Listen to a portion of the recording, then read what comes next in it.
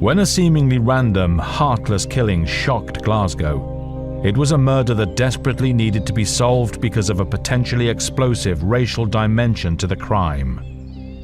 15-year-old Kriss Donald was kidnapped in broad daylight, tortured, and killed. The Clyde walkway used by cyclists and joggers was where the teenager's body was found.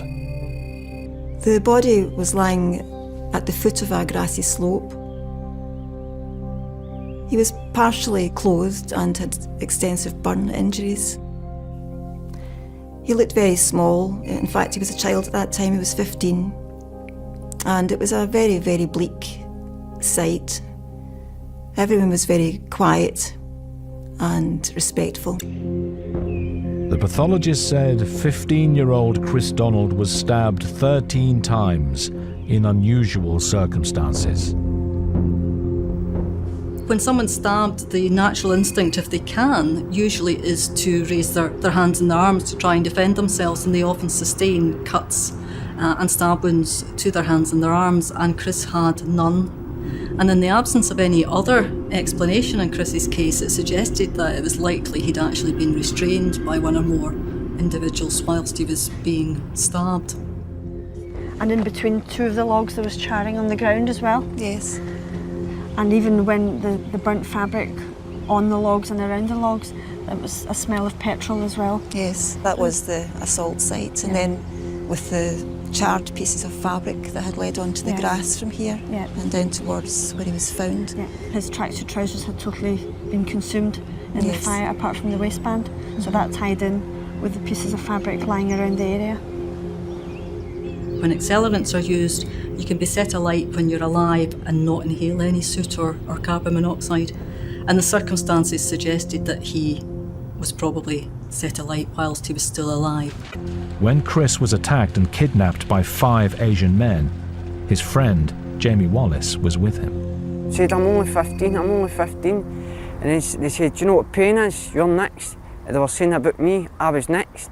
And then after that, I seen him getting dragged into the car, head first, and the 2 doors slamming, and they sat on him, and they started punching into him. The prime suspect was a thug, notorious and feared in his own community. He appeared to be quite a significant individual within the Pollock-Shields area, very into saving face. His reputation appeared to be very precious to him, and we believe there was an incident the night before the abduction where he was in the city centre of Glasgow where he certainly lost some face. Some local boys from the Pollock-Shields area would appear to have made fun of him, ridiculed him in some way. He was unable to do anything about it at that time, and he would appear to have been incandescent with rage about this and sought to take some sort of action to reassert himself.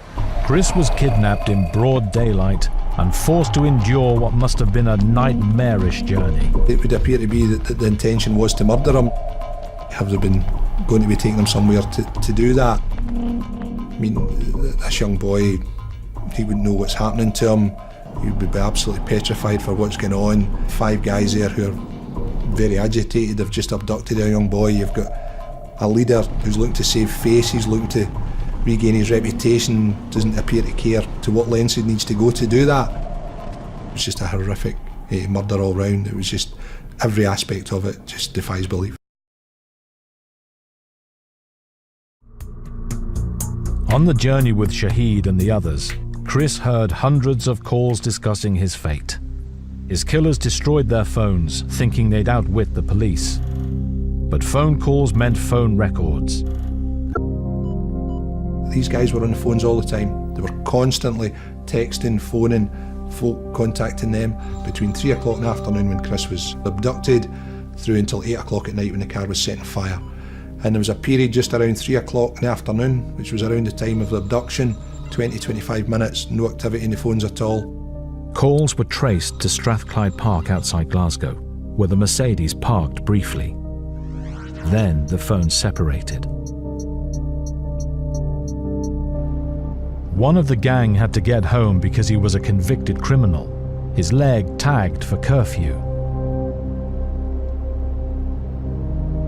Imran Shahid and the others set out on a 180-mile round trip to Dundee with Kriss still jammed in the footwell.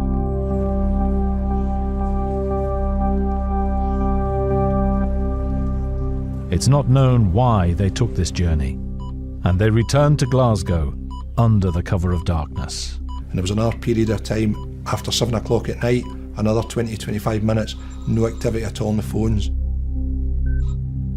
Now, the assessment is, and I believe it to be true, that's the time the murder took place. 5 Asian men were being hunted for the kidnapping and brutal murder of a white boy.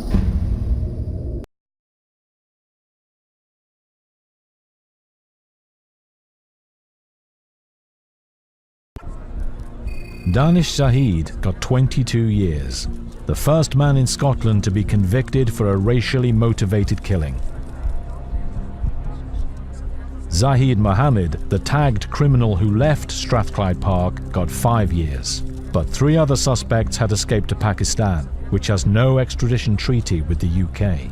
There was always this fear that, have they managed to evade justice? Have they managed to get away and get to a safe haven? And I think that's what their thought process was. They wouldn't need to be brought to justice for the horrific crime they'd committed. We had to submit a case to the Crown in Scotland to say, look, this is a case against these 5 individuals, and they were happy with that. But we then kind of redo the whole thing again and prove then to Pakistan authorities that, look, we're not wanting them on suspicion, we're not wanting them because we don't think there's a case to answer.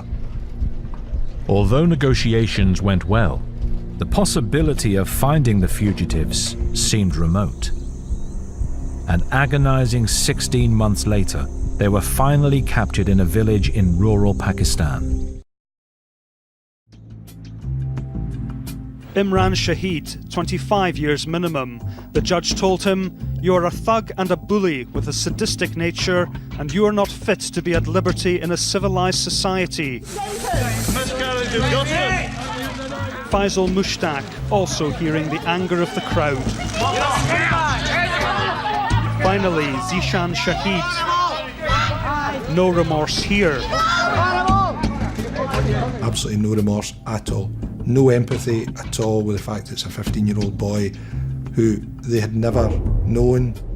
He was randomly picked off the street and murdered in the most horrific way. Quite chilling.